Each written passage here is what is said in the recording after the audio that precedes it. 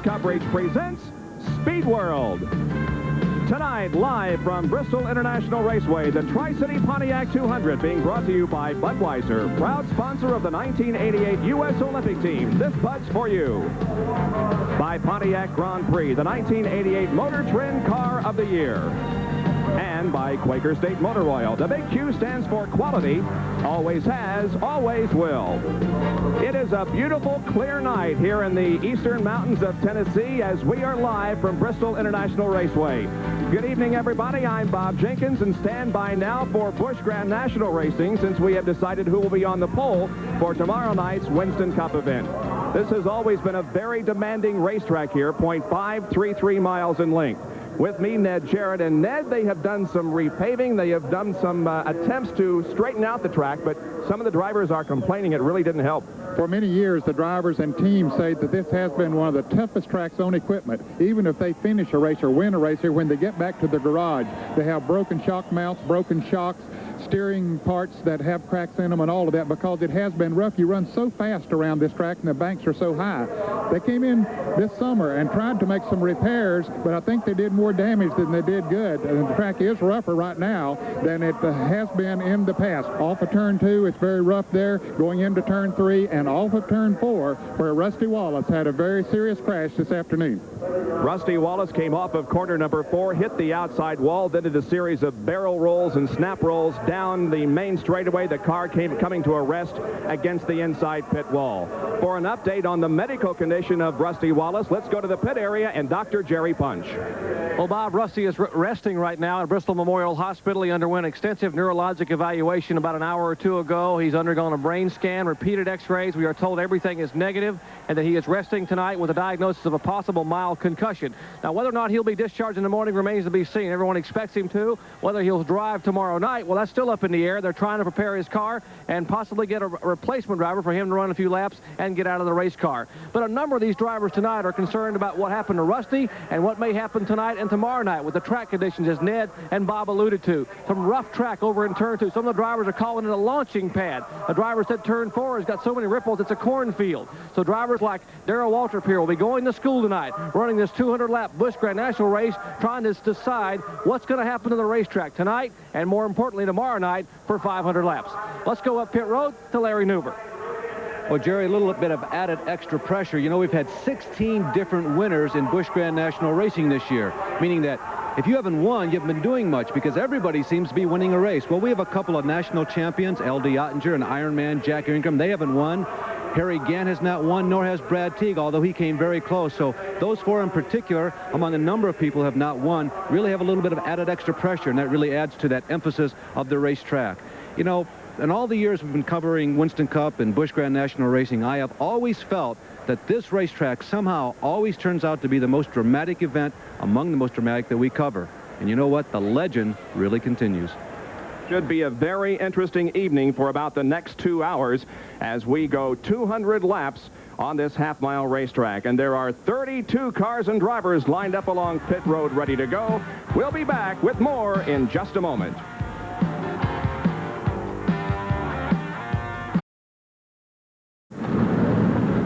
Looks like almost a full moon over this racetrack as the cars have been fired up and now are ready to go onto the racetrack for 200 laps of competition. Tri-City Pontiac 200, and we will now take a look at this racetrack they'll be competing on. As we indicated, it is 0.533 miles in length. The banking is 36 degrees. Very wide racetrack, 70 feet. We'll go 200 laps. And if everything goes well, Ned, they should be able to make the entire distance on one tank full of fuel. Yes, all of the cars, or most of the cars in the field, I should say, have V6 engines in them. They get a little bit better gas mileage than do the V8s on the Winston Cup circuit, so they can make it. But I believe that if there are cautions, that most of them will come in after some period of time and take on a little bit of fuel just to assure themselves that they will be able to go all the way. And we certainly do expect some cautions. Let's hope that none of the accidents are very serious. On the other hand, these drivers may be so conscious of the racetrack in view of what has happened so far today. They may be very careful, and we'll see very few accidents. Let's hope that's the way it is. Let's look now at the starting lineup. The pole sitter is Tommy Ellis in car number 99, qualifying at 1:13.761. Mark Martin starts alongside in car number 06. Row number 2, it'll be Jeff Bodine driving car number 66. That's the car that Rusty Wallace was supposed to drive in this race. And to his outside will be Dale Jarrett in car number 32. The third row, car number 5, Jimmy Hensley, and 25, Rob Moroso. In row number 4, Larry Pearson in 21 and Davey Allison in 28. Going to row number 5 now, it's car 2, L.D. Ottinger, and 17, Darrell Waltrip. The 6th row has Harry Gant in car number 7 and Elton Sawyer in 42. Row number 7, Jimmy Spencer and Rick Mast. 8th row, Jack Ingram and Michael Waltrip. And as you look at the rest of the field, we are getting set for the green, which is supposed to come out next time around. Yes, it will. You notice Dale Earnhardt way back in the field. His car, he just couldn't get it to going. This should be a very fast and exciting race. Bob, Dale Jarrett, I'll mention, blew an engine as had an engine problem. He didn't really blow it. He was on his second qualifying lap. His crew has put a new engine in his car, which is sort of unknown. You know, you have some jitters when you start a race and didn't even get a chance to run the car a lap after putting an engine in it. So the field now moves down the backstretch, and in just a few seconds, the pace car will be accelerating off of corner number 3 and pulling into the pit area. And we will begin this Tri-City Pontiac 200 Busch Grand National race. The field being led very slowly by the pole sitter, Tommy Ellis, as the pace car ducks into the pits. Tommy Ellis alongside is Mark Martin, and here comes the field off of corner number 4. A very slow start. Now we get the green flag, and here we go. Well, Mark Martin quickly dove in behind Tommy Ellis. He didn't get a very good start there, and so he said, okay, let him lead the race. Let me try to get myself in second position. Laps here only about 16 or 17 seconds, and number 1 is already completed.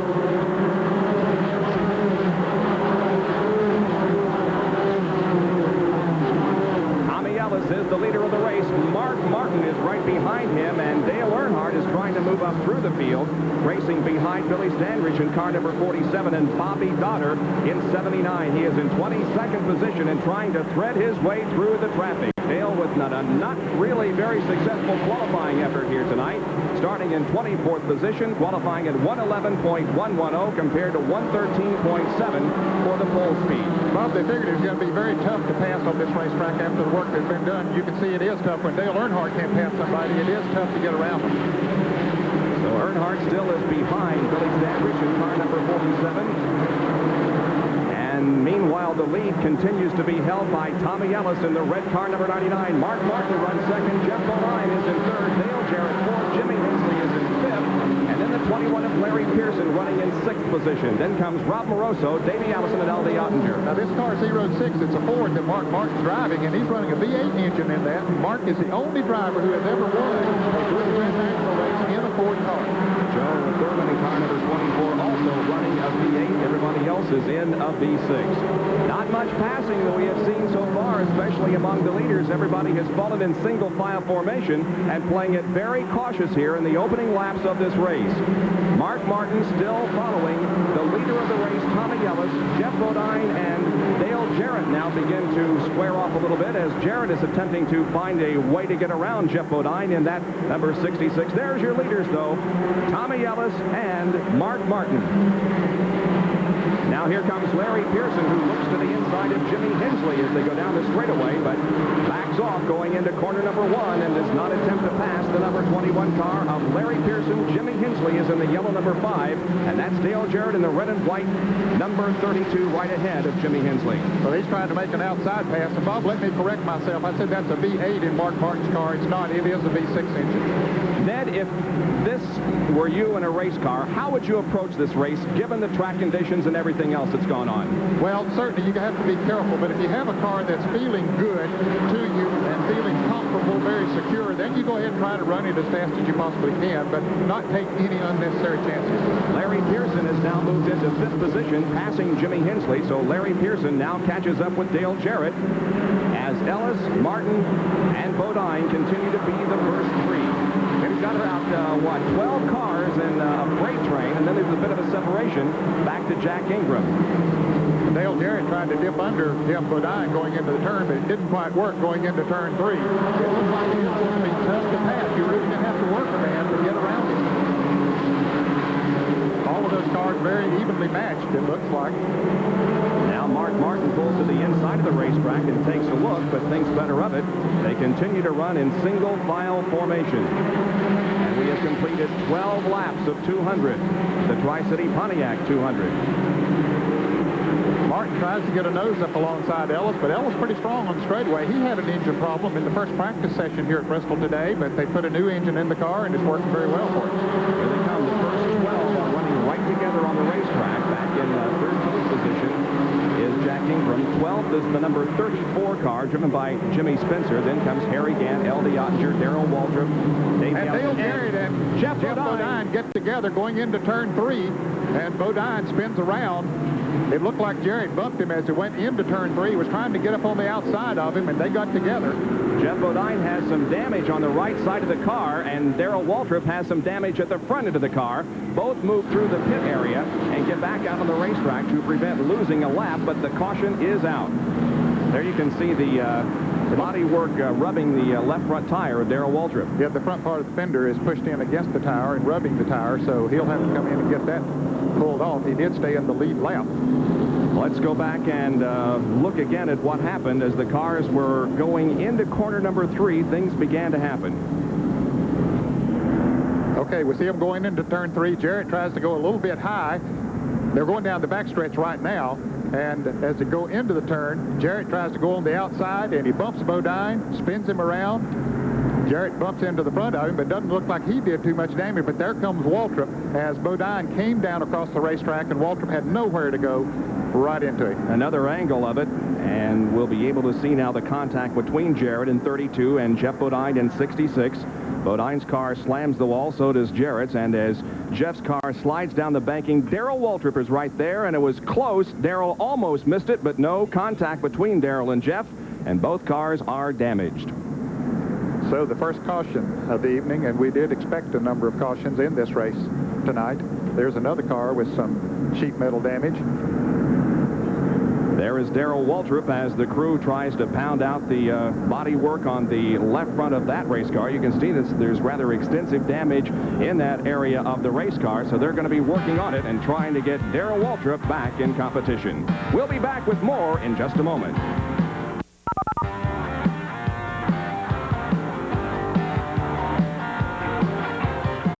Bristol International Raceway in the hills of eastern Tennessee, the scene of Speed World tonight here on ESPN. We are under caution in our Busch Grand National race, and this is the reason that we are under the caution flag. As Dale Jarrett chases Jeff Bodine, who is running third into car number 66, they come off of turn 2, go down the backstretch. Pretty evenly matched going down the backstretch.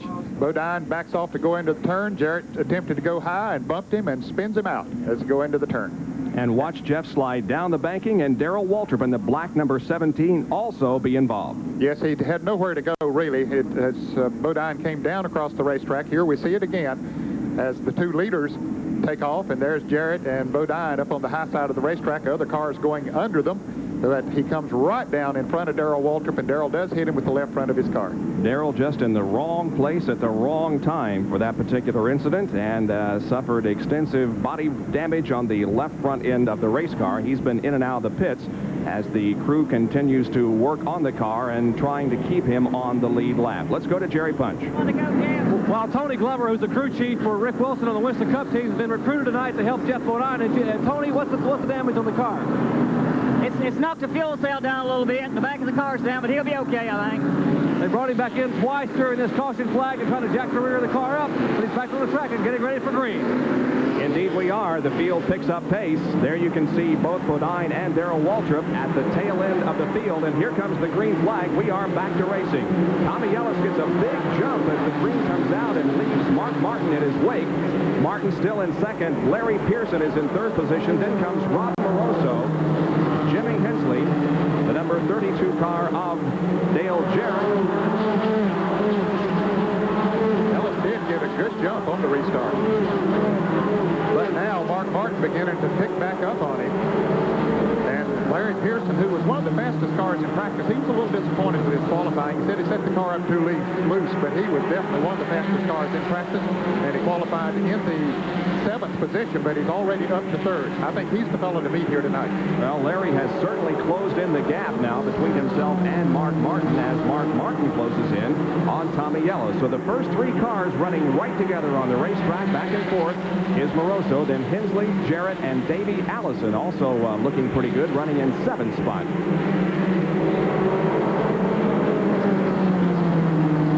You can see that Mark Martin really drives that car deep into the turns, and it sticks with him, too. Larry Pearson right on Mark Martin's bumper. It appears as if Larry Pearson has a faster car than Mark at the moment, but just can't find the opportunity to pass. He looks to the inside there down the backstretch, going into turn number 3. No opportunity, though, and he remains in 3rd spot. Now he goes to the high side of Mark Martin, as Mark, it looked like, slowed for some reason. Whether the car slipped a little bit as he went into the turn, he did slow there momentarily, and Dale Jarrett has slowed dramatically back in the pack. Dale Jarrett slowing down on the backstretch. He got off the accelerator coming out of corner number 2. He is low on the racetrack in turn number 4, staying on the racetrack as there are pits on both the front stretch and the backstretch here. Jarrett in number 32 goes very, very slowly into turn number 1. So we'll wait to see what is the problem with Dale Jarrett. Meanwhile, on the racetrack, Mark Martin, there he is in car number 06, has fallen back to 3rd.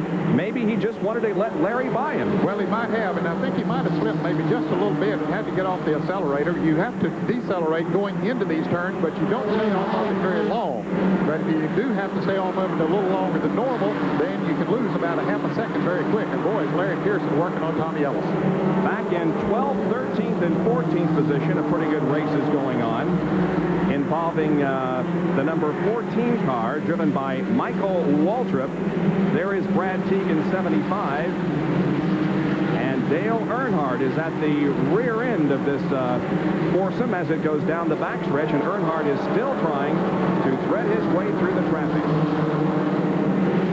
Well, he has moved up through the field, Bob. He's running at about the 15th position there right now. And, of course, he started back in 24th position. So Earnhardt is gaining on or at least picking up some positions.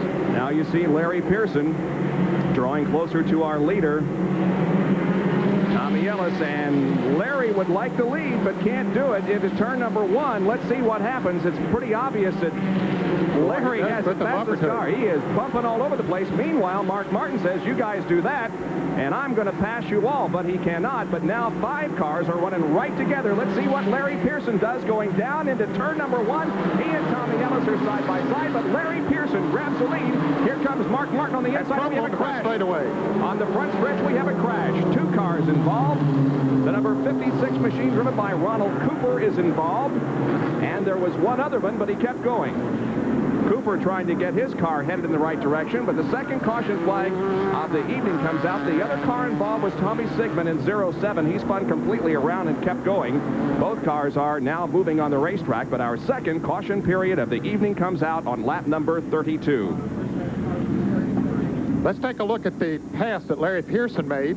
As it came off of turn 2, he bumps him just a little bit, puts the bumper to him again, lets him know that he's a little bit faster, and he's setting up the pass right there. They go into turn 3, and then he got under him as he came off of turn 4 and made the pass.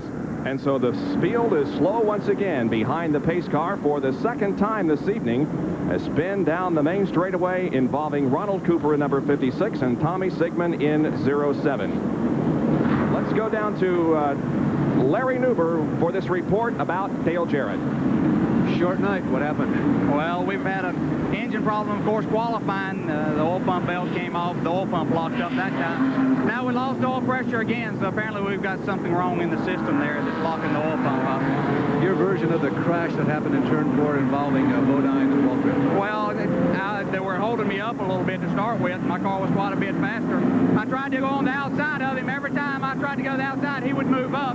I got into the corner a little hard, tapped him, and got him out of shape. Didn't mean to hit him. I was just trying to make an outside pass, and he moved up in front of me. Dale, the track has got a lot of attention the last couple of weeks as far as its condition. How do you find this track? Is it different than been in years past? Well, you know, the track's not in extremely good shape. This has always been a tough track anyway, and they've made it tough to get off the corners here with resurfacing of it that they did. It's getting better as we put more rubber on it, but it's still going to be awfully tough to pass off the corners. Dale's night may be over, but his weekend isn't. He'll be back tomorrow night in the Winston Cup race. And we'll have live coverage of that event beginning at 8 o'clock Eastern Time. Right now, we're concerned about the Busch Grand National race, and we are under caution for the second time, and we'll be right back. Of all the cups. Caution flag out for the second time this evening in our Busch Grand National race. This is the reason, an incident on the front straightaway, and we'll see it from our speed shot, which is located right under the starter stand. As they came off of turn 4, the car number 07 was tapped, it looked like, in the rear by one of the cars there. It was hard to tell by the smoke, but the car 07 is Tommy Sigmund, and of course car number 56 was involved as well. That's Ronald Cooper. You see Cooper spinning all the way around. You see Sigmund's car as he heads on back out on the racetrack, and we understand that both of those cars remain in the lead lap. And the yellow light on top of the pace car has been extinguished, and it pulls into the pit area now, and we get set for a restart. Larry Pearson is now the leader of this race. Mark Martin is second. Robbie Moroso third.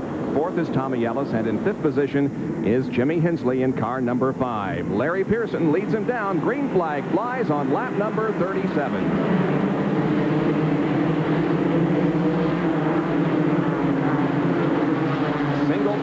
Once again through the corners. Everybody playing it very cautiously here. Larry Pearson leads.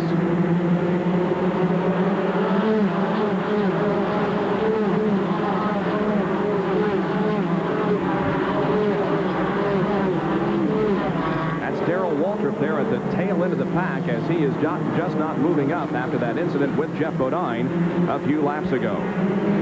Number 25, Robbie Moroso, is in third position. He's moved up well. Tommy Ellis, the pole sitter of this race, has dropped back to fourth in car number 99. When Larry Pearson got by him, it put Ellis on the high side of the racetrack, and Mark Martin and Robbie Moroso went by at the same time. So now Ellis has some work to do to get back up towards the front. Let's go to the pit area. Jerry Punch has a comment on Tommy Ellis. Well, Tommy Ellis has a problem. We understand the car that's set on the pole here is getting awfully loose. I talked to Mike Hillman, the crew chief, and said when they get a chance to come in under a long yellow, they're going to put some tires on the car and close up the stagger. Now, Ned, you can explain what they mean by close up the stagger, but the car is so loose now, he's having a hard time driving it on the bottom of the racetrack. Of course, the stagger on the tires is the outside tires. They will run those larger when they pump them up than the inside tires. When they close it up, they'll have a tendency to tighten the back end of the car up. Won't turn quite as good in the center of the corner, but at least the back end won't try to get out from under him as it goes into the turns. We're watching the battle for third position. Robbie Moroso in 25, Tommy Ellis in 99. Here comes Jimmy Hensley in the yellow number 5. Trying to peek around Tommy Ellis to the inside and pick up a position. And there's Davey Allison in 6th position, just lurking along behind them there, running a very good race. Davey driving a Buick here tonight. Now Hensley goes to the inside of Tommy Ellis, and here is Jimmy Hensley taking away that 4th position, and Davey Allison now would like to pass Tommy Ellis. Ellis' car is very loose. There's no question about that, as Jerry Punch reported. When he goes into the turn, he has to slow down more than he wants to, and the back end just wants to come around on him. Davey Allison started the race in 8th position and has moved his way now up to that 6th spot as he runs right behind Tommy Ellis. Tomorrow night, our Winston Cup race will be at 7:30 Eastern Time, not 8 o'clock, as I said a few minutes ago. So be with us tomorrow night at 7:30 Eastern Time for live coverage of the Busch 500 Winston Cup race. It should be a very interesting affair. There's the leader of the Grand National race here tonight. That's Larry Pearson, and back in the pack, we see L.D. Ottinger in car number 2. That's Harry Gant in car number 7, Jack Ingram in 11, and 14 is driven by Michael Waltrip. There's all kind of banging and bumping going on. Yeah, Harry Gant gave L.D. Ottinger a nice little tug. He's letting you know he's there. Perhaps he's a little bit faster. This is 7th, 8th, and 9th position. Ottinger in number 2, leading Harry Gant. But look at Waltrip now moved to the inside. Michael Waltrip bumped Jack Ingram, got Ingram a little bit high, and Waltrip tried to go by, but it didn't work for him. Here's Brad Teague in car number 75, and Dale Earnhardt coming on up through the pack on the inside of Brad Teague. He has the advantage going into the turn. The inside position seems to be the place race to go, but Brad Tigg holding on tight on the outside. Side-by-side racing. Dale Earnhardt is to the inside. We have a car moving very slowly on the straightaway. It's number 02 car, Kenny Burks. Looks like the back end something has happened to that car. And we have a crash. On turn. Darrell Waltrip has crashed coming out of corner number 4, is sliding against the outside wall. Sounded like a tire blew as he came off of that turn, Bob, and into the wall he went. There was quite an explosion. Darrell Waltrip went hard into the wall, and there is a lot of debris on the racetrack. There you can see it on the outside of the speedway. Everybody else moved to the inside, and indeed it is confirmed by our spotters that the tire let go on the number 17 car, sending Darrell Waltrip hard into the outside wall. We could very possibly be the debris from the number 02 car that Darrell hit. We saw that car going slowly when Darrell hit the wall. That 02 car was going slowly and sort of dog-trotting down the front straightaway. The back end was not in alignment with the front, and apparently he had hit the wall, and some debris had come from his car, and Darrell perhaps hit a piece of that and blew that tire. There are the tire marks. Boy, he did. He went straight into that wall. That is a hard lick. Let's hope that Darrell is okay, because the walls are very hard at any racetrack, but as fast as you run here at Bristol, they are very, very hard. Well, those tire marks are very close to the ones that were laid down earlier today by Rusty Wallace in that very horrifying accident that he had in practice. There you can see Darrell Waltrip has climbed out of the race car under his own power. The ambulance awaits, and Darrell will probably be checked over to make sure that everything is okay, but he's running from the scene of the crash and apparently has no injuries. Yeah, he saw some of his crew members over there. There's Jeff Hammond, his crew chief, and well, actually Eddie Jones is the crew chief on the Busch Grand National car. On the left is Jeff Hammond, who's the crew chief on his Weston Cup car, and he's just checking him out to be sure that he's okay. Darrell running across pit road because some cars are coming down pit road, and there's our Jerry Punch right there very close to him, and we'll have a word with him in just a moment. But here's a replay of Darrell Waltrip coming off of the turn, and we'll see the car just veer to the right. All of a sudden, you see it there as the tire blew. He had no control over it. Boy, he almost hit that wall head on. And then slid down the outside wall, clear across the start-finish line before the car came to a rest. And it's going to take quite a while to get that car off the racetrack. Dr. Jerry Punch serving in a medical capacity right there, making sure that Darrell Waltrip is feeling okay, but apparently he is all right. So the caution flag out for the third time at Bristol.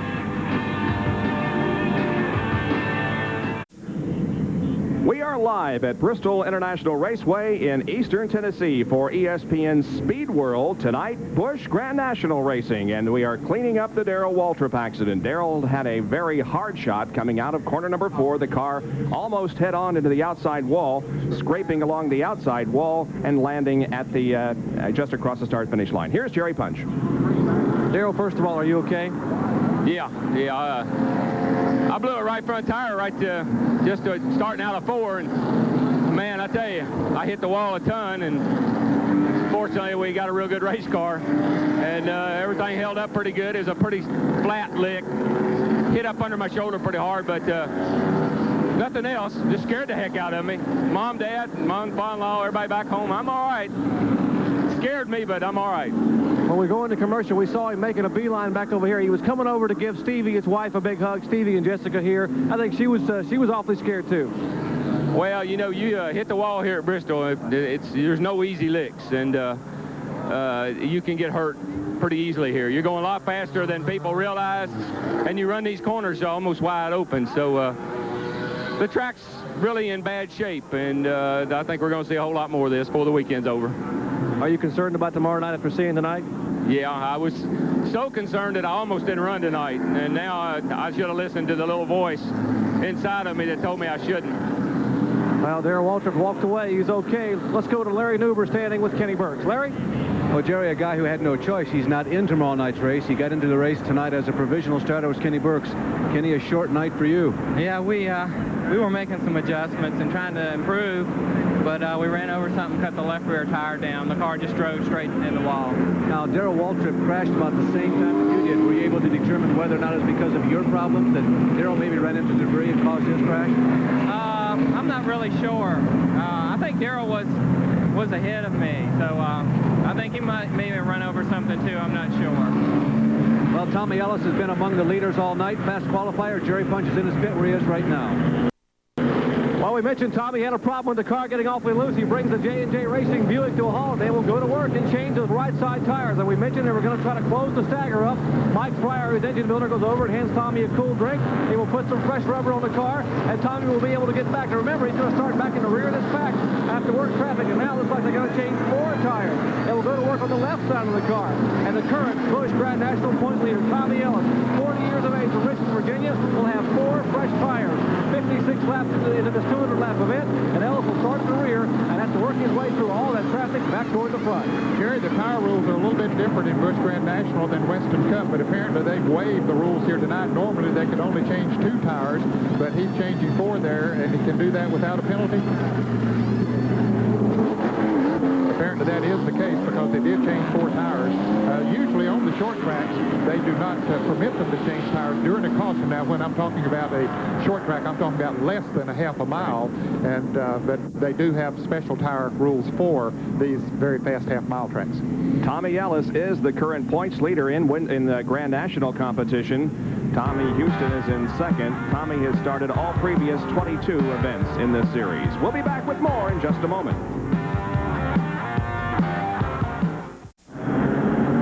The moon shines brightly over Bristol International Raceway. Let's go to Jerry Punch, who can answer the question about the tire rule this evening. Jerry? Well, Ned, normally, we normally don't allow the Busch Grand National cars to change tires under yellow flags. That's an interest to try to keep the cost down. But in the interest of safety, NASCAR has waived the tire rule to this extent. You're allowed to change 4 tires, 1 tire per position. You can change them all 4 in 1 caution flag or whatever you want, but only 4 tires, 1 tire per position, and that's what Tommy Ellis did. We're going back to green. All right, and the green flag is out. The number 24 car there that was lined up beside the leader, Larry Pearson, driven by Joe Thurman, and he is a lap down to the field. So the green comes back again, and Larry Pearson takes off. Mark Martin is second, Robbie Moroso third, then Jimmy Hensley, and then Davey Allison. Now there is a car right ahead of Larry Pearson. There it is, the number 11 car driven by Jack Ingram. He's been in the pits a long time and is several laps down. Has come out on the racetrack, however, just in front of the leader, Larry Pearson. Jack's, of course, a former 5-time national champion of this division, but he was in the pits with the hood up on his car, so he is several laps down. Pearson will be passing him, putting another lap down here very shortly. Good battle for third going on. Jimmy Hensley and Robbie Moroso were side-by-side there for a moment, but now Moroso has the 4th position, as Jimmy Hensley in the yellow number 5 will not make an attempt to pass this time. Davey Allison there in the number 28 Hamilton Buick, running very well in this contest. Davey running a very good race. The car looks like it's handling well for him. He's driving it good. He's not taking any unnecessary chances right now. There's Jack Ingram being passed by Ron Moroso on the outside. He's 6 laps down, we understand now. Jack Ingram will not be a factor in the winning of this race, but will be out there gaining as many Grand National points as possible. Davey Allison and Jimmy Hensley running very close together out there. The red number 25 cars driven by Robbie Moroso. And Bob is third. You can see as they go into the... They have a crash. Number 41 car driven by Max Prestwood is into the wall and has extensive front end damage, and another caution period is upon us. Well, we believe that incident started as the car came off of corner number 2. It is resting now at almost the end of the backstretch. So Max Prestwood showing some heavy front end damage in that car. Former champion at Hickory Speedway in Hickory, North Carolina. Max runs periodically with the Busch Grand National drivers. You can see him moving around, though, in the cockpit, so all apparently is well with Max Prestwood. But 4 caution periods have waived already, and we are only 66 laps into this event, so not even near the halfway point yet. And I think most of the competitors felt that this might be the case tonight because the track, as we say, is very slick, and there's some points on it where the car gets off the ground as it comes off of turn 2. The engine over-revs a little bit coming off of that turn, and so it's a very tricky situation for them. The track safety crew is there as the wrecker is arriving on the scene to take the Max Prestwood car off. So we will take another break and be right back with more action from the Tri-City Pontiac 200 from Bristol International Speedway.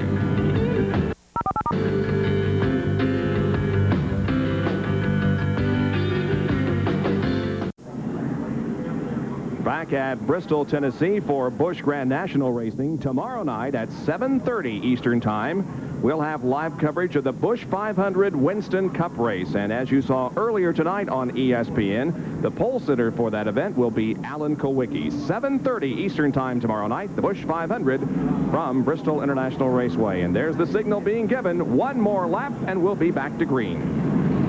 And Larry Pearson continues to lead them.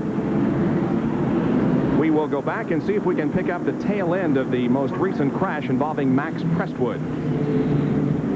He has lost it coming off of turn 2, slides down to the inside of the racetrack. At that point, it doesn't look, yes, there had been some damage to the car. He had already hit the wall with the front end of the car, and you can see the damage there as we take a closer look.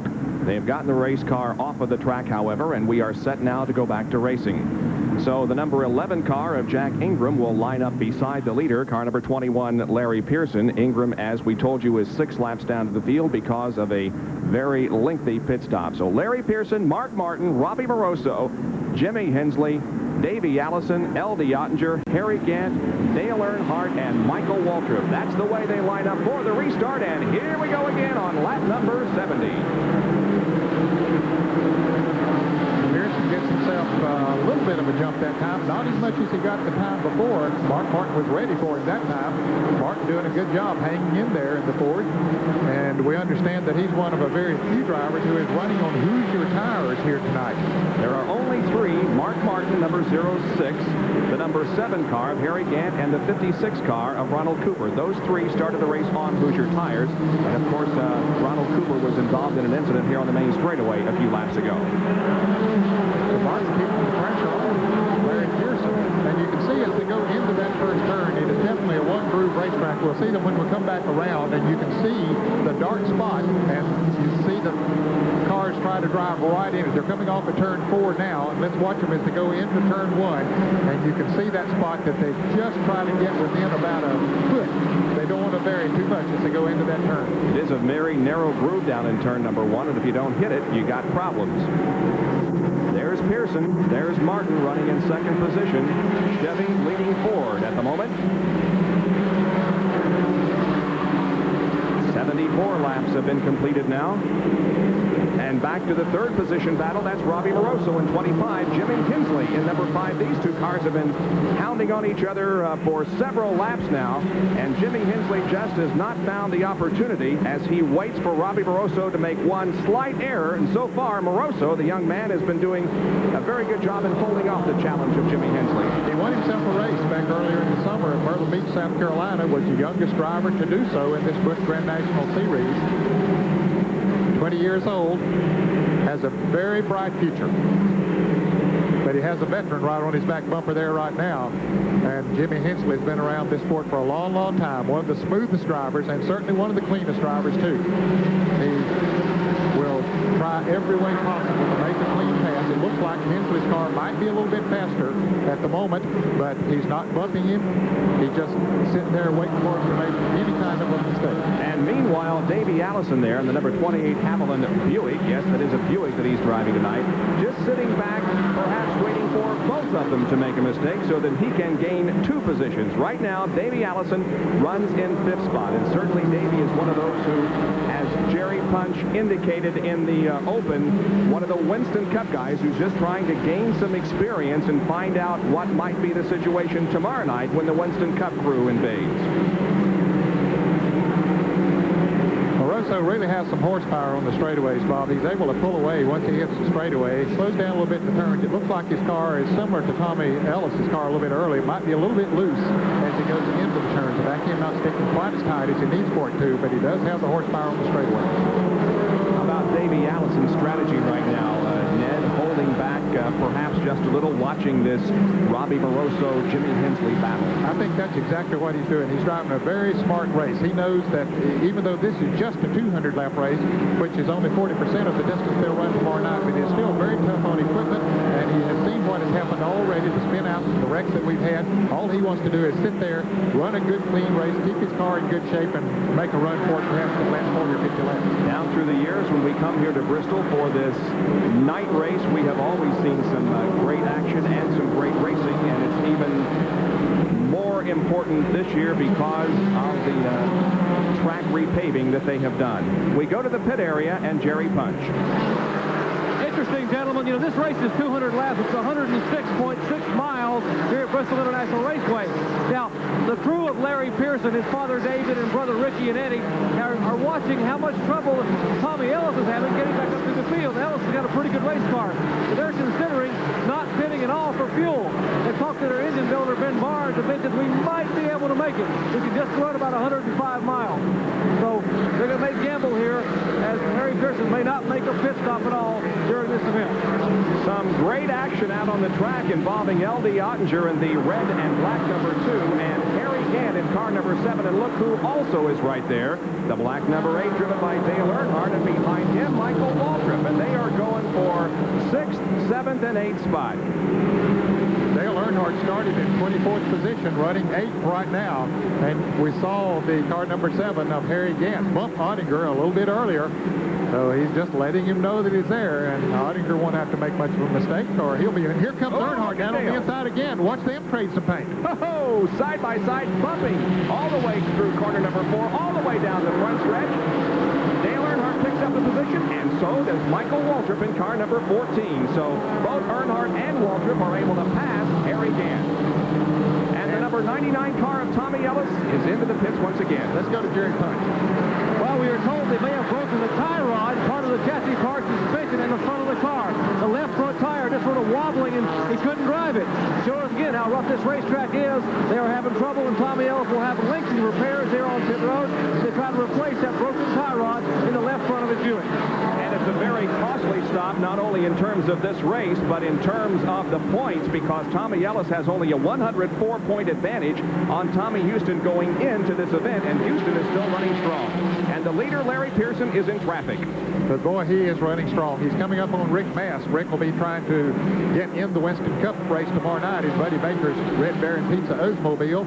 And Rick Mast is no slouch on the short track, but he's about to be lapped by Larry Pearson. He is in 25th position, so at the moment there are 25 cars on the lead lap. Let's see if Larry can put him a lap down. Indeed he does. Look how well that car handles. He just dipped down on the inside, stepped on the accelerator, and moved right away. He is really getting around this racetrack. Larry Pearson is the defending champion of the Tri-City Pontiac 200, and of course he was the Busch Series champion in 1986 and in 87. Let's go to Larry Newber. Well, tomorrow night, Rick Mast's crew chief is going to be Joey Knuckles. Joey is standing by right now, but not as the crew chief for Rick Mast. He is going to services out to Mark Martin for tonight. What about your pit strategy? We're finally approaching the halfway point of this race. Right now, our car's a little bit loose. I'm going to have to put a little bit of diagonal wedge in the car. The next caution I get, close up the tire stacker just a little bit. They're lapping a lot of the slower cars right now, and we wanted to save this till the last. And I tell you, Mark's really doing a good job hanging on to that thing. We're going to give him some help here and pull this thing off. Well, Joey just saw his driver up tomorrow night. Rick Mast getting lapped by his driver up tonight, Mark Martin. Mark was held up for just a moment there behind the number 22 car of Rick Mast. However, he was able to pass him, and now once again set sail for the leader, Larry Pearson. But at the moment, Pearson with about a half a straightaway advantage on Mark Martin, Robbie Moroso, and Davey Allison. And while all of that was going on, Jimmy Hensley has dropped back. He was running, trying to get into third position, but he's dropped back to fifth now. And Davey Allison did get around him, and now you can see Allison working on Rob Moroso for third. There are now 22 cars on the lead lap as Larry Pearson continues to lap some of the slower cars out there. There are 19 on the lead lap at the moment. We're watching Mark Martin in 06, Robbie Moroso in 25, and Davey Allison in car number 28. And this is for second, third, and fourth. Well, Larry Pearson crosses the start-finish line, then Mark Martin. Martin is 1 9/10 seconds behind Larry Pearson at the moment, but he's got company on his back bumper. There's Davey Allison, and Jerry Punch is in the pit of Davey Allison. Well, we're actually up in Tommy Ellis' pit. They're working on the car behind me. Tommy had a broken left front tie rod. You know, Tommy Ellis doesn't have a sponsor. He's 104 points in front of Tommy Houston running for the championship. Who does he borrow parts from? Tommy Houston. What sportsmanship in Busch Grand National Racing? Houston loans him a tie rod. And we have a crash up in turn number 3. Robbie Moroso is hard to the wall there, and again, I heard a tire pop. I did too, Bob. I'm sure that he blew a tire as he went into that turn, and the caution is out once again. Robbie Moroso had a hard crash here about a year ago at Bristol over on turn 2, and has had another one here tonight, but this one was in turn 3. Doesn't appear to be serious structural damage. He must have hit the wall at the rear end of the car. He's trying to get it headed in the right direction. Here's a replay. Okay, as he goes into the turn, you can evidently the right rear tire blew on the car. The car bottomed out. You could see the sparks flying, and it spun right into the wall. And it did look like the right rear tire. Here's another angle as he hits into the turn. Davey Allison right on his back bumper, but you can see it looked like the right rear tire did blow. He even blew some of the sheet metal away as the tire came apart. And Davey Allison, playing it very cool, was able to get by Robbie Moroso without making any contact with him. So Davey Allison survives this, but it is our 5th caution of the evening, and it comes out at the halfway point. And Bob, apparently Robbie Moroso is okay, because we saw him trying to get his car back out on the racetrack. He said, hey, I want to go again. So he has all of his faculties. He's ready to race. But it looks like the damage there in the rear end of the car is going to prevent him from getting a restart. So Robbie Moroso, it appears, is out of this race, and we'll continue with our live coverage after this. Bob Jenkins, Ned Jarrett, Larry Nuber, and Jerry Punch back at Bristol International Raceway for the Tri-City Pontiac Busch Grand National Race, and we are just past the halfway mark and in our 5th caution period of the evening. And the caution period was caused by the number 25 car of Robbie Moroso hitting the wall when a tire let go, and here it is. He was running in 3rd position. Davey Allison right behind him, Mark Martin right in front of him. As he went into turn 3, there's the line that shows that you're ready to go into that turn, and the tire blew out, and the force of it actually blew part of the right rear quarter panel away from the car, and of course it sent it spinning around and backing into the wall. And the car with extensive damage to the rear end of the machine. And here we can see that right rear tire is flat, and back where those people are standing is where the damage is done, where the tire, the force of the blowout actually blew part of it away. Now let's go to Larry Nuber, who is with Robbie Moroso. Well, Robbie is riding this one out. He's going back to the pit area. He says he will not be able to get back into this race. They're going back to the truck where they unloaded the car. I talked to Robbie just a couple of seconds ago. As you can see, he's still strapped in. And Ned and Bob, there were pieces all over the 4th turn. Ned, you mentioned about the quarter panel being blown out. I suggest there was a lot more. I'll tell you, there was debris up and down both of those corners. And as soon as they get Robbie back to the stall where they're going to unload what's left of this race car, we'll have an opportunity to get a talk with him. Just gives you an idea, Ned, of the force, the violence that's created when a tire lets go. They only run on these Busch Grand National cars, I think about 45 or 50 pounds of air pressure, PSI, at the most. But still, when that much pressure releases all at once, and it blows the fabric apart and into the sheet metal on the side of the car, it does a lot of damage. So the pace car remains out on the racetrack. Several have pitted, but not the leader, who remains Larry Pearson, back after this.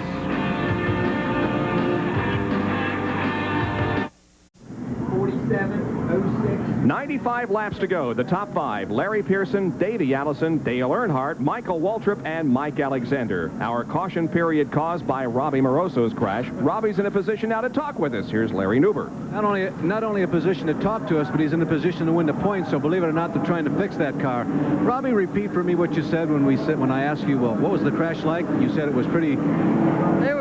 I blew the right rear tire, and the thing just went right around. And I tried to get on the brakes as hard as I could, as quick as I could, and I hit that wall real hard. And my foot came off the brakes, everything went flying, and it hurt. This place has not been overly kind to you in your brief Busch Grand National career. Turn 2 a couple years ago, and now this. Well, this track hasn't been real good to me, but it's one of my favorite tracks to run on. It's real exciting, and it's really thrilling, and that's what I like about racing. Robbie, do you really believe they can fix this thing, all 4 corners? No, I stand corrected. The right front corner doesn't have a big ding on it, but the other 3 corners seem to be hurt. Do you think they can fix it? Well, it'll be rolling. If whether we make 5 laps or 10 laps, it'll be rolling. Okay, Robbie. Hey. Well, we talk about tires and tire problems today. You can't really condemn Goodyear. These are the tires that came off Tommy Houston's car after 103 green flag laps. They look great, the right side tires. They are not worn at all. So Houston really has the setup here. He has the car dialed in. They are really tickled because the car is not wearing tires. Excellent tire wear. And a couple of crews, including Larry Pearson, that come over here and looked at these tires and said, hey, that's great. We're going to go all the way and try not to change tires at all. Some of the guys have the car set up awfully tight, and a tighter race car will jerk the rubber right off here at Bristol. All right, thank you, Jerry. We're set for the restart now.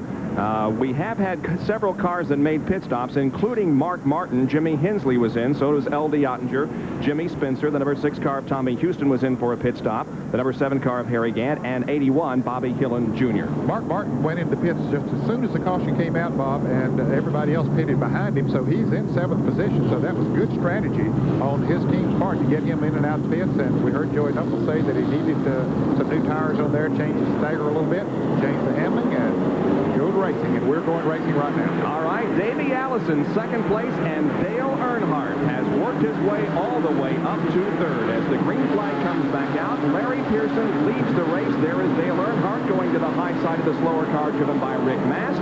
And now we have Pearson, Davey Allison, and Dale Earnhardt going at it for the lead. And the yellow car coming off the 4th corner, the number 14 machine driven by Michael Walter.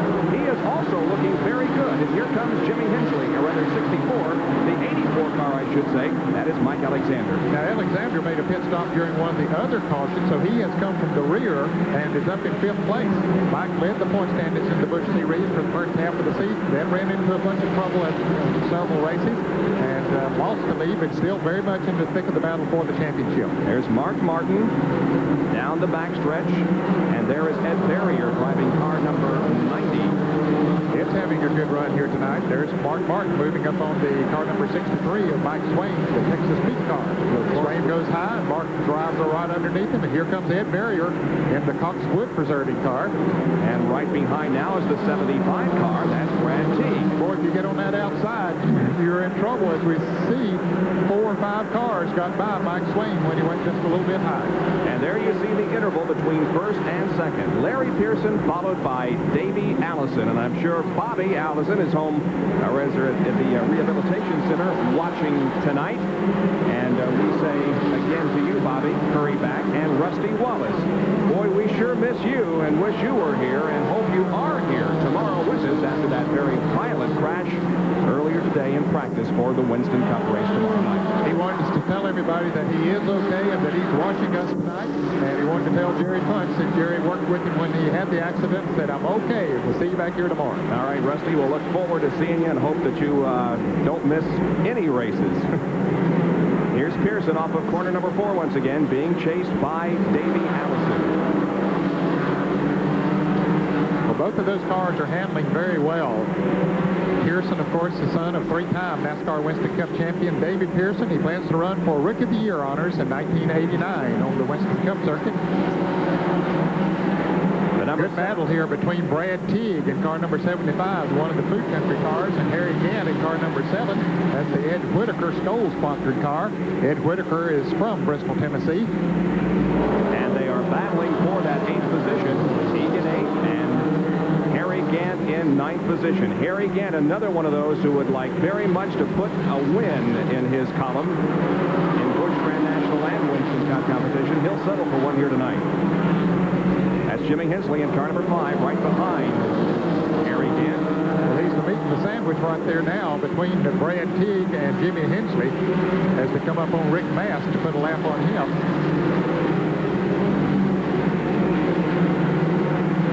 Teague in 8th, Gant in 9th. And here goes Harry Gant looking for an opportunity. We have a car that is spun off of corner number 4. The car is in the pit lane, and I don't know whether it's going to bring out a yellow or not. Nothing so far. That's Mike Swain in car number 63. The car is stalled at the entrance to pit road, and still no caution. The green remains out. It looked for a moment like he was going to be able to get it started as Brad Teague goes on the inside of Rick Mast. The NASCAR officials looking at the car number 63 up there, hoping he can get it fired and get it out of the way, but now the caution does come out.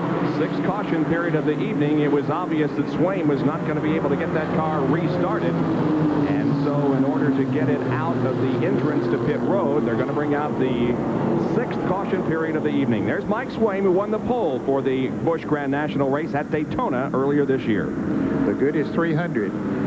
But Mike has had his troubles since then. He has run very good in a lot of races, but just hasn't been able to put it all together that he can win or finish too far up towards the front. Now, he's a former champion of the Charlotte Daytona Dash Series. The right rear on that car is flat, and there you can see him sliding into the pits. The leaders had just gotten by. And it looked like he was headed into the pits as the tire had gone flat, but he didn't quite make it as he came off of the banking down onto the flat part. She spun around on him. Just did a half spin, didn't touch anything, and the tow truck now behind him, pushing him to his pit area. So Mike Swaim from Archdale, North Carolina, 35 years of age, will go to his pit area, and they'll change the tires on the right side of the car and hopefully get Mike back out there in competition. So we are on lap number 123, so we got about 77 more laps to go, and the leader of the Tri-City Pontiac 200, Larry Pearson. We're on lap number 125 under green conditions. Larry Pearson leads. That car is right behind Larry Pearson is Tommy Ellis in number 99. He is 20 laps down because of the pit stops that he has made. So the pole sitter of this race is no longer in contention to win. But Davey Allison certainly is there in the Buick number 28. Davey doesn't compete all that often in the Busch Grand National Division. This is only his 7th start of the year.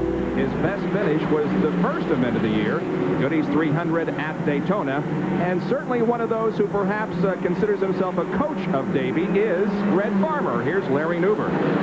Red very much is a coach, and right now a conference began just as you were talking. This, by the way, is probably young Davey Allison's finest performance. A big crash here in the backstretch. Ed Barrier's involved. Brad Teague. I see Billy Standridge sliding sideways, slowly coming to a stop right along the inside wall.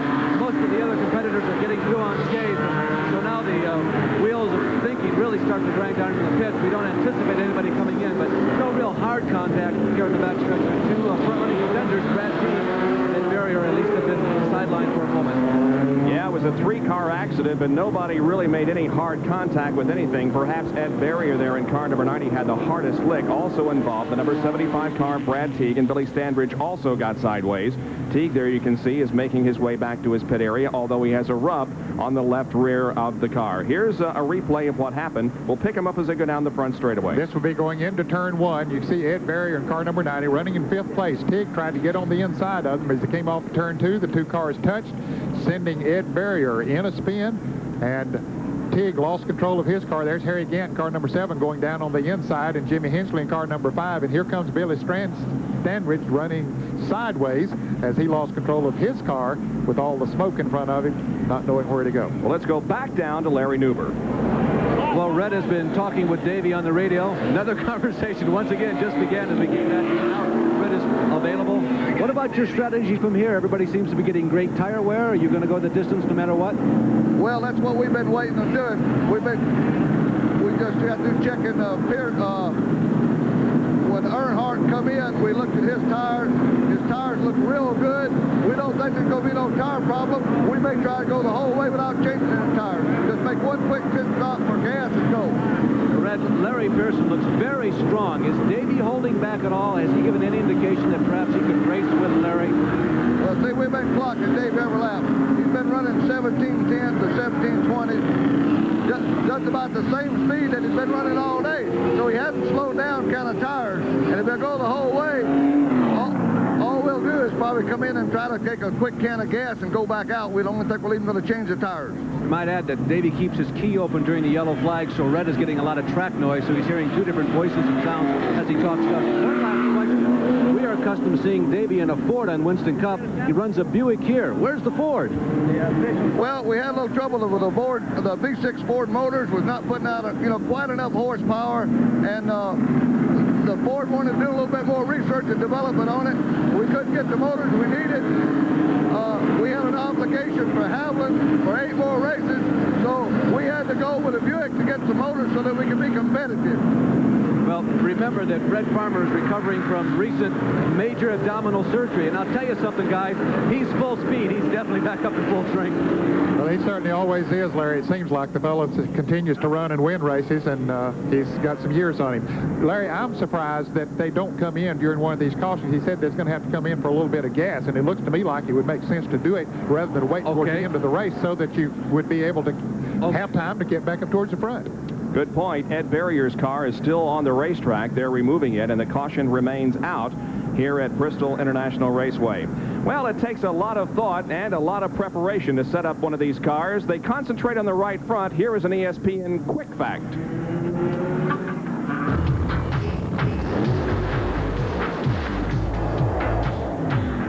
Quick Facts are brought to you by Quaker State Motor Oil. The big Q stands for quality. Always has, always will. Extensive special preparations are required to race here at Bristol. Now, most of that concentration is at the right front, where the majority of the pressures of high bank racing are applied. The springs are stiffer here at Bristol than any other track on the circuit. The shocks are special and applied specially. And one other factor, primarily for safety, is here at the right front tire. This is the only corner of the car that uses inner liners. Now, this tire within a tire could prevent a major crash in the event of a blowout of the outer liner. Now, the drivers will tell you that the science of inner liners is certainly no faster, but for some reason, without that extra added insurance, lap times can dwindle by as much as a half a second. The car used in our Quick Fact, the Harry Gant car, and it currently runs fifth. In fourth is Mark Martin. Third is Mike Alexander. Davey Allison is second, and the leader of the Busch Grand National race here at Bristol is Larry Pearson. We'll return after these messages. Green flag has just come back out on lap number 137. It is Larry Pearson leading Davey Allison, Mike Alexander, and Mark Martin running in fourth place after making a pit stop and working his way back up to fourth. Harry Gant is running in the fifth position. Sixth is Jimmy Hensley. Seventh is Tommy Houston. Eighth is Jimmy Spencer. Ninth is L.D. Onager. 10th is Jeff Bodine still in there in the lead lap. 11th is Bobby Hillen. In 12th position is the car 00 being driven by Ronnie Silver. And Dale Earnhardt is running in the 13th position in car number 8 and moving up. You can see this has car number 14 of Mike Waltrip on his back bumper. Waltrip running 14th, Steve Griffin is 15th, 16th is Billy Stanwick, and still in the lead lap is Brad Teague in car number 75. 17 cars in the lead lap. And Larry Newber is in the Dale Earnhardt pit.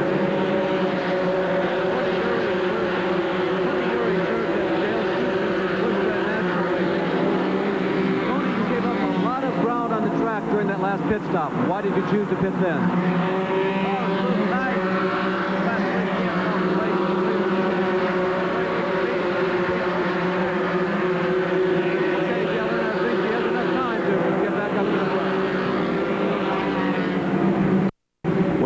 Impossible to hear down there. They are in a location of the racetrack that has a lot of noise surrounding it. This racetrack is built between two mountains, and we're kind of down in a valley here, and the noise is just incredible, and it's very poor working conditions for our pit reporters. So Dale Earnhardt is right behind Jeff Bodine on the racetrack and in that 13th position. Davey Allison, meanwhile, continues to pursue Larry Pearson and now has his hands full with the number 84 car driven by Mike Alexander. And we'd like to congratulate Mike and his wife Elizabeth.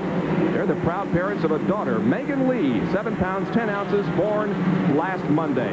Here is Jimmy Hensley passing the number 7 car of Harry Gant, and Hensley moves to 5th. Made a good pass on Harry Gant. Moved right around him with ease.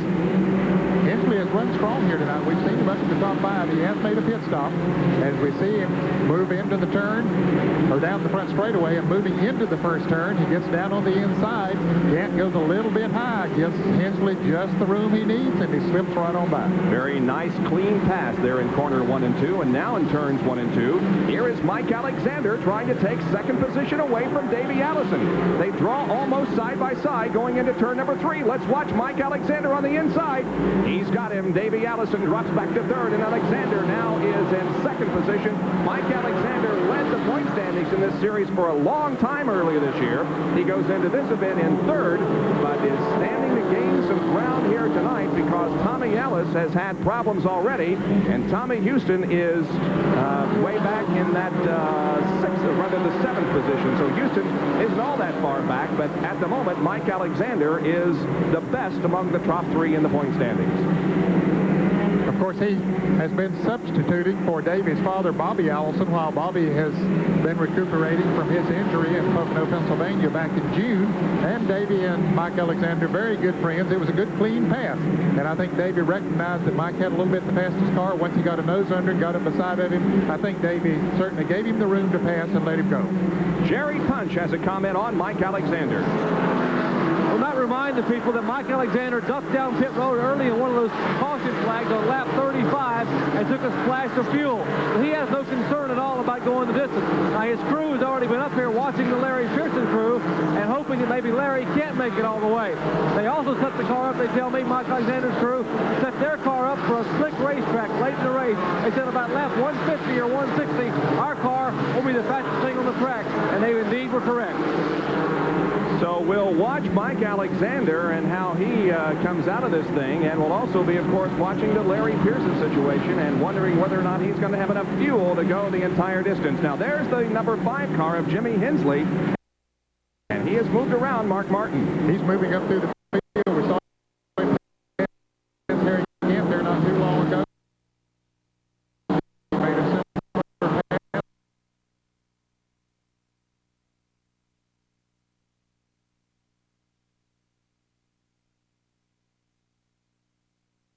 Pearson continues to run very smoothly around this racetrack. I think the only thing that he has to worry about is having enough fuel, and I think they figure perhaps that with the number of caution laps that we've seen here tonight, they certainly don't use as much fuel under caution as they do under green flag conditions, and so that has given them somewhat of a cushion as far as that fuel is concerned. Well, that's a good point. We have had 6 caution periods during the evening. So make that 7 caution periods during the evening. So indeed, that could be a very important factor in whether or not the leader, Larry Pearson, is going to have enough fuel to go the distance. Here is Dale Earnhardt now trying to put Harry Gant back another spot as Ronald Cooper there in car number 56 to the inside of the track. He was involved in an incident earlier tonight, but still running in competition. So there is Harry Gant and Dale Earnhardt, 2 of the drivers that will be slugging it out right here tomorrow night at 7:30 Eastern Time during the Busch 500 Winston Cup race. And we could see as they went by a lap ago, we got a glimpse of Jeff Bodine going into the pits in car number 66. He was running on the lead lap, but he has gone behind the wall into the pits. Here's Earnhardt trying to make his move down on the inside of Harry Gant. Can he do it? Oh, it's close, but they cannot change positions. But some real great competition here between a couple of Winston Cup drivers going at it in the Busch Grand National Division. Well, toward the end of this race, we're going to be announcing the Goodyear Eagle driver of the race, and Goodyear will be giving $1,000 to the Grand National Racing Wives Association in that driver's name. So we'll have the driver of the race announcement for you just a little bit later. Earnhardt trying everything he can to pass Harry Gant. And here's Davey Allison. He slowed some because car number 5, it just went around him a moment ago. You can see the yellow car of Jimmy Hensley out in front of Davey Allison, and now Harry Gant and Dale Earnhardt has caught Davey Allison. Davey is off the pace a little bit. He's still running pretty good, but not as good as he was earlier. Allison is 4th, Harry Gant is 5th, and Dale Earnhardt is in 6th position. The leader is Larry Pearson, and he is just pulling away from the field at the moment, leaving these other cars to battle among themselves. He's got a rather substantial lead, almost a full straightaway advantage right now on 2nd place, Mike Alexander. Real sportsmanship there. Davey Allison's car is not running good. He moved to the inside, let Harry Gant and Dale Earnhardt's hands on the outside. That's very good sportsmanship on the part of Davey. Well, Davey has had a good run tonight, and he has certainly accomplished, I think, what he set out to do. He's not going to win the race, apparently, but it's been a very good evening for Davey Allison. He's certainly one of those to be in consideration for a win here tomorrow night. Once again, Earnhardt moves to the inside. He's blocked, however, by the number 11 car of Jack Ingram, who is slowed out the bottom of the racetrack. So, again, Dale Earnhardt has not been able to take over the spot from Harry Gant. Let's go to Larry Newber, who can perhaps fill us in on what is wrong with the Davey Allison machine. Bob, it's very unusual. It is not a motor problem. It is it's a chassis. His seat has worked its way loose, and every time he goes around the corner, his belts are trying to fight against gravity, which is trying to throw him off the side of the car. The seat has come loose. Davey Allison. Now, that is something that you don't find very often. The seat has come loose. In case you weren't able to hear Larry's comments, the seat has come loose in Davey Allison's car, and he is literally hanging on as he goes into the 36 degrees of banking. Now we'll take a replay and look at Dale Earnhardt with it all hung out in the first and second corners. He has really hung out as he goes in there. Not many drivers would have been able to pull that thing back because the back end really went around, but Earnhardt, he's accustomed to that kind of thing. He can pull it back out if anybody can. So we are now 171 laps into this race, and Larry Pearson is the leader with about a full straightaway advantage on second place, Mike Alexander, and we'll be right back.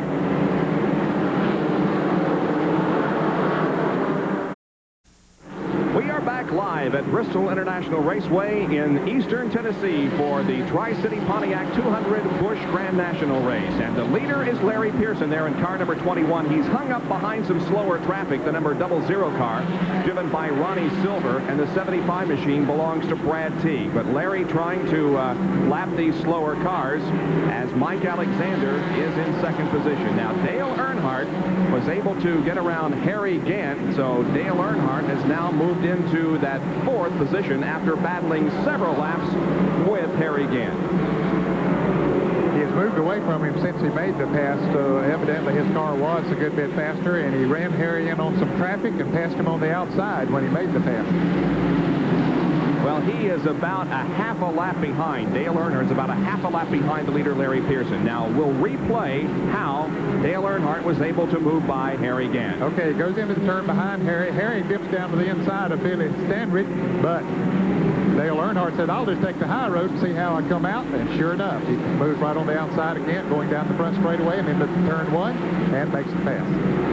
And so that is how Dale Earnhardt went into fourth position. And here is the number 21 car of Larry Pearson, the leader, running behind the 81 machine driven by Bobby Hillin Jr. And Mike Waltrip is into the wall in corner number 4. But sounded like a tire blew on the car as he went into the turn. Boy, he was coming up through the field, was running very good. He still has pretty good control of that car with the front end all banged up the way that it is, but he got into the wall pretty hard.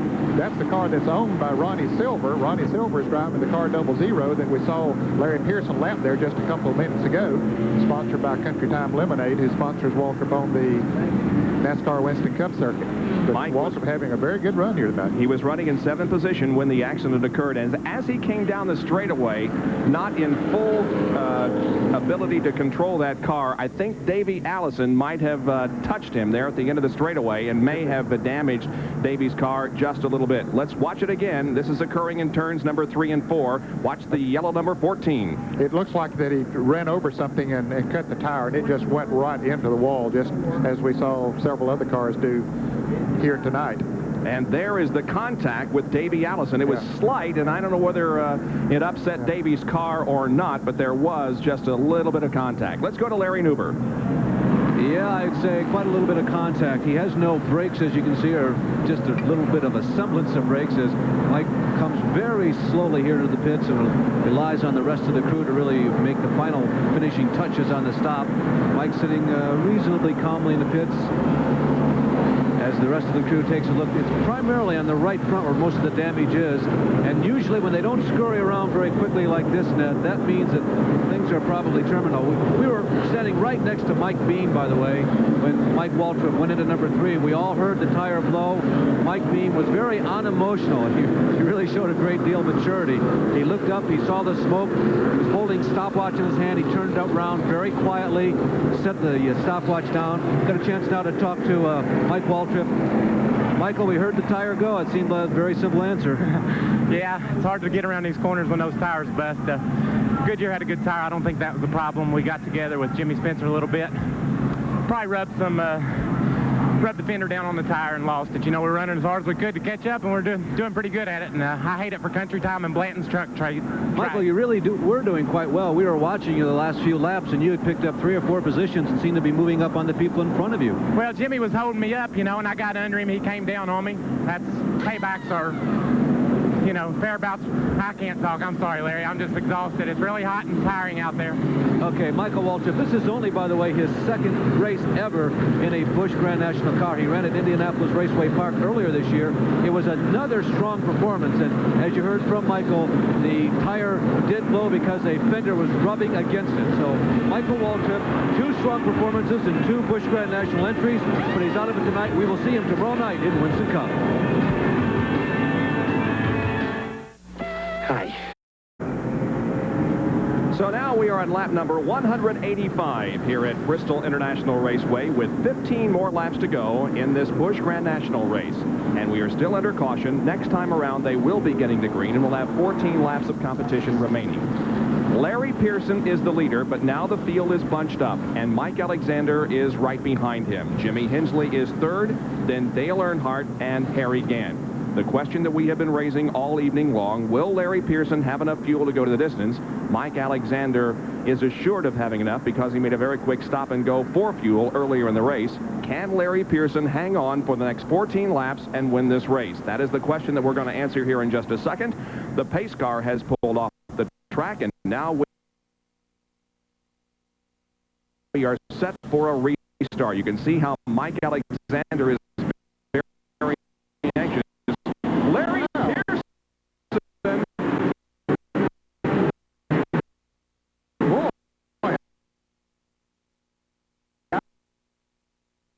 I had to just run loose with him a little bit. No idea what happened there, but he almost lost the race. Let's see if he can keep the battle going, as there is a Dale Earnhardt on the high side of the racetrack, and now Mike Alexander is right there behind Larry Pearson. Here comes Dale Earnhardt, who's now in third spot.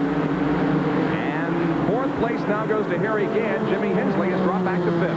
Now we'll watch Mike Alexander. Here is a threat for the lead. He pulls alongside in corner 4. Mike Alexander can't do it this time. Well, Alexander's car is hooked up right now, no question about that. Whether Pearson is running as fast as he was earlier, I don't know, because he had been so smooth all night long, just sitting there, just taking his own groove, running where he wanted to, and he still looks very smooth, but Alexander seems to have picked up some speed. Alexander's looking very good, although Larry Pearson continues to hold on to the lead of this race. Pearson's car slipped a little bit coming off turn 2. He got high. That gave Alexander a chance to move right back up on him once again. And Alexander seems to be a little bit stronger as they come off the turn 4, but that's not a good place to pass. 10 laps to go. Might this indicate that Larry has picked up a handling problem, given the fact that he had a problem there on the restart and the movement out of turn number 2? Well, it could be. I think this is the first time that he's had any real pressure for the lead, Bob, since he took the lead. He's just been able to run wherever he wanted to and pull away from the field, and it could be that he's watching the rearview mirror a little bit. Fourth and fifth is a good one. Harry Gant and Jimmy Hensley are going at it tooth and nail out there for fourth position. Jimmy Hensley in the yellow number 5 and Harry Gant in the green and white number 7. There is Earnhardt, who is in third position. So we've got a great contest going on here, and we are 7.5 laps away from the checkered flag. Dale Earnhardt in third spot. I don't think he's going to win this race, but boy, has he had a great evening as he started way back in 24th spot there in the GM Goodwrench Chevrolet, has driven a very smart race and finds himself in third now. And in our opinion, the Goodyear Eagle driver of the race is Dale Earnhardt. So Goodyear will be sending a check for $1,000 in his name to the Grand National Racing Wives Association, from a very good driver to a very good cause. Dale Earnhardt, our racer of the evening. And we continue to watch this battle for fourth here between Harry Gant and Jimmy Hensley. Now there are less than 5 laps to go. And Larry Pearson now has stretched it out just a little bit over Mike Alexander, taking advantage of about 5 or 6 car lengths into corner number 3. Now in turn number 4, Pearson comes off the 4th corner and completes lap number 196. 4 circuits to go. Earnhardt still third. Harry Gant and Jimmy Hensley follow. Hensley is trying everything he knows to get around Harry Gant. He's tried him on the low side. He's tried him on the high side a time or 2. But again, he's one of the cleanest drivers in all of auto racing. And I haven't seen him put the bumper to anyone yet to see how close he's running there right now. That he just is so clean, he just won't run up there and put a little tap on him. So those guys battle it out for 4th position. Meanwhile, it is Larry Pearson that continues to lead, and we are nearing the white flag lap. As next time around, Pearson will be receiving the white flag, indicating one more lap to go. If Larry Pearson should win here this evening, it will be his 3rd victory of the year. He won at South Boston twice earlier this year, and so this will be his 3rd victory of 1988, and it will be his 13th career Busch Grand National win. Well, he's coming up on a little traffic, but Jack Kingerer moved down out of his way, gave him plenty of racing room. Here he comes off corner number 4. Larry Pearson wins the Tri-City Pontiac 200 for the 2nd consecutive year. It is Mike Alexander finishing 2nd. Dale Earnhardt wound up 3rd. Harry Gant beat Jimmy Hensley for 4th. And there is the trophy that Larry Pearson has won here this evening, and that he will be receiving in victory lane in just a few moments. So the pit crew doing a little bit of celebrating down there as their driver has won this very grueling race here this evening on the Bristol High Banks. The only car to go all the way without a fuel stop. They had it figured right. And, of course, the number of caution laps had to help them, and we'll be hearing from Larry Pearson before too long. Well, he has stopped the car at the fuel pumps for an inspection by the NASCAR officials, and Larry Pearson now begins to relax a little bit and unstrap, and will be getting out of that car in just a moment. So a very wreck-filled race we had here this evening, as 7 caution periods reduced the average speed of this race considerably. And Larry Pearson was able to survive all of that to take home the win here this evening. Just a prelude of the action that we expect tomorrow night here at Bristol International Raceway at 7:30 Eastern Time in the Busch 500 Winston Cup race. Here are the top 10. Pearson wins, Alexander 2nd, Earnhardt 3rd, Harry Gant finishes 4th, then Jimmy Hensley. Finishing 6 through 10, Jimmy Spencer, Davey Allison, Tommy Houston, L.D. Ottinger, and Mark Martin finished in 10th position. We'll be back to talk with the winner right after this. The Tri-City Pontiac 200 Busch Grand National race from Bristol International Raceway has been conducted. The winner is Larry Pearson. He led 170 of the 200 laps. Jerry Punch is there. Well, Larry, congratulations on a tremendous win tonight. Thanks, Jerry. I knew we had a good car. We just messed up just a little bit qualifying. Didn't qualify as good as we wanted to, but once we got out there in front, you know, it was clear sailing from there. But right there toward the end, Mike Alexander, he really scared the heck out of me. I didn't know if he was saving something or not, but I was running just as hard as I could go. What happened on that last restart? The car seemed to get sideways coming out of 4. Yeah, Ellis has been running me pretty hard, you know, trying to make up one of his laps, and you know, I wanted to get the jump on him, but you know, I don't know, I guess I mashed the gas too hard or something. The car got sideways and me and him got together, but you know, it all worked out all right. Was there ever any doubt you could go all the way on fuel? No, not really. I really thought we could the whole time until my brother Ricky started telling me over the radios and telling me, you know, it's going to be very close on fuel. And when we had caution flags, I'd run the car in high gear, you know, to save all the fuel I could, but you know, it worked out for us. Well, Dad David won 5 times here at Bristol. Now his son Larry picks up his 2nd career win at BIR. Let's go up to Larry Newber with Mike Alexander. Larry? Jerry, this is the guy who earlier in the year led the points. A very strong race tonight. I think it was your strongest race. He can have him. But Michael, really your strongest race in the last couple of months. Well, it has been. Last week we ran 2nd also, but, you know, it's been awfully frustrating to go back and forth and fly back and forth, but we're tickled to death. You know, if we could ever get some time on the racetrack, I knew we'd be all right. Oh, Fisher Engineering Buick ran pretty good. And Wayne Day and all the guys are here to help me. My guys did a super job. We're just thankful to finish 2nd. We got this points deal going back in our direction. We want to hang on to it. Well, Bob, Mike Alexander is still in it. Don't count this guy out. He finishes 2nd to Larry Pearson, our winner, and our Winner's Circle interview was brought to you by Goodyear Eagle Tires. Goodyear, because there really is a difference. And we'll be back with some closing thoughts here as the moon continues to shine on Bristol International Raceway. We'll be back in a moment.